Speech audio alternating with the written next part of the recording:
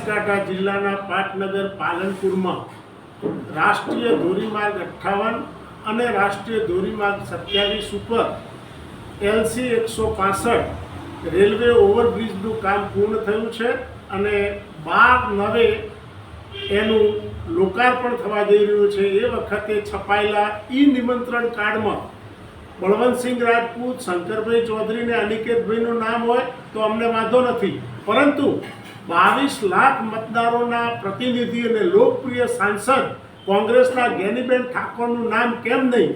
આ કાર્યક્રમ ભારતીય જનતા પાર્ટીના ખર્ચે થતો કાર્યક્રમ નથી, આ સરકારી કાર્યક્રમ છે। એટલે માર્ગ અને મકાન વિભાગના અધિકારીઓએ ધ્યાન રાખવું જોઈએ કે આટલું સંસદનું નામ કેમ ભૂલાઈ ગયું છે। તાત્કાલિક આ નિમંત્રણ કાર્ડ રદ કરવા જોઈએ અને નવા નિમંત્રણ કાર્ડ છાપવા જોઈએ। સમગ્ર બનાસકાંઠાની પ્રજાને આક્રોશ છે કે આ લોકાર્પણ થવા જઈ રહ્યું છે અને એમાં સંસદની બાદબાકી કરી અને અધિકારીઓ કોના ઈશારે આવા કાર્ડ છાપે છે એ શંકા કુશંકાનો વિષય છે।